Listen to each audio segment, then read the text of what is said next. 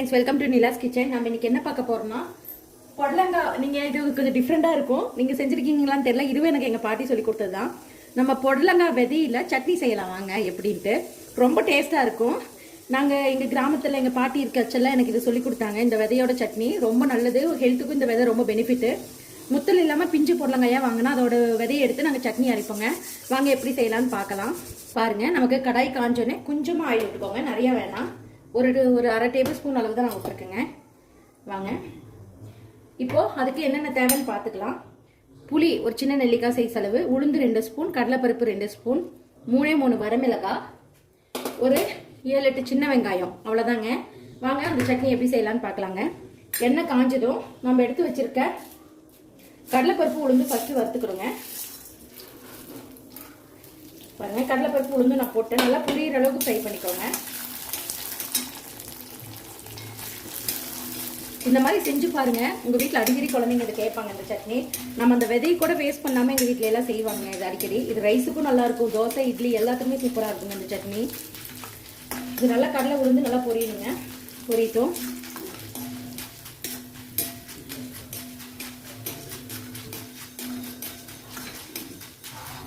இது நல்லா ப்ரௌன் கலர்ல ஆகணும். இந்த மாதிரி நல்லா ப்ரௌன் கலர்ல ஆகணும். நமக்கு ஆன உடனே நம்ம எடுத்துக்கலாம். சிம்ல வச்சே செய்யுங்க. இப்போ நான் இதை எடுத்துக்கிறேன்.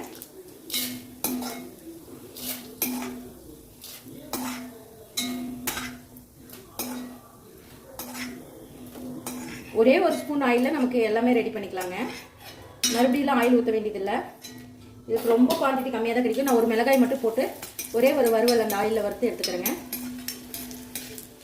அவ்வளோதான், இதையும் எடுத்துக்கலாம். இப்போ நான் எடுத்து வச்சிருக்க சின்ன வெங்காயம் போட்டுக்கிறேங்க. ஒரு 5-6 வெங்காயம் நாங்கள் நிறையாலாம் தேவைப்படாது. ஆனியன் வேகத்துக்கு கொஞ்சமாக கல்லுப்பு சேர்த்திக்கலாம். நான் பாருங்க ஒரு சிட்டிக்கு தான் சேர்த்துக்கிறேன். என்ன நம்ம அப்புறம் டேஸ்ட் பார்த்துட்டு கூட அரைச்சிட்டு சேர்த்துக்கலாங்க. இந்த ஆனியன் வதங்கிலேயே நான் எடுத்து வச்சிருக்க பொடலங்காயை போட்டுறேன். நான் ஒரு பொடலங்காய் விதையை எடுத்துருக்கேங்க. இதுவும் நல்லா வதங்கணும் ஆனியனோட.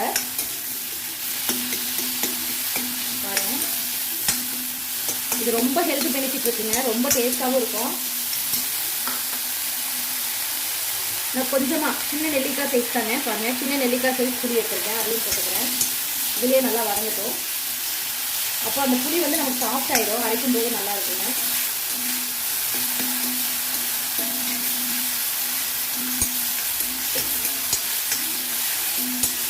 இது நல்லா வதங்கணும். பாருங்க இவ்வளோ சூப்பராக வதங்குதுன்னு. இந்த ஸ்டேஜில் கொஞ்சமாக நான் மஞ்சள் தூள் போடுறேன். ரொம்ப சேர்த்த வேணாம், லைட்டாக போட்டிங்கன்னா போதும்.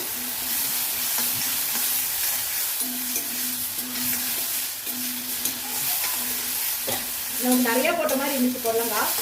பாருங்க எவ்வளோ கம்மியாகிடுச்சுன்ட்டு விதை. இது நல்லா டீப்பாக ஃப்ரை ஆகுதுங்க. சிம்லியை வச்சு ஃப்ரை பண்ணிக்கோங்க. அவ்வளோதாங்க, இது ஆஃப் பண்ணிடலாம். வெந்துச்சுங்க. இப்போ அரைச்சிட்டு நான் உங்களுக்கு காமிக்கிறேன்.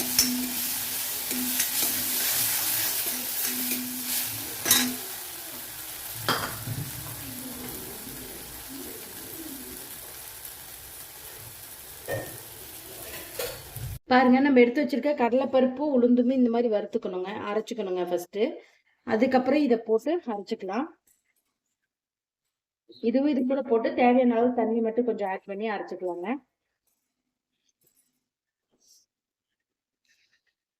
பாருங்க எவ்வளவு சூப்பரா ஆயிடுச்சு. அவ்வளவுதாங்க, சூப்பரான பொடலங்காய் சட்னி ரெடி.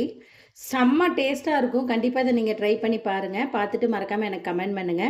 இந்த வீடியோ பிடிச்சிருந்தா லைக் பண்ணுங்க, ஷேர் பண்ணுங்க, மறக்காம சப்ஸ்கிரைப் பண்ணுங்க. தேங்க்யூ ஸோ மச் ஃபார் வாட்சிங். Bye by.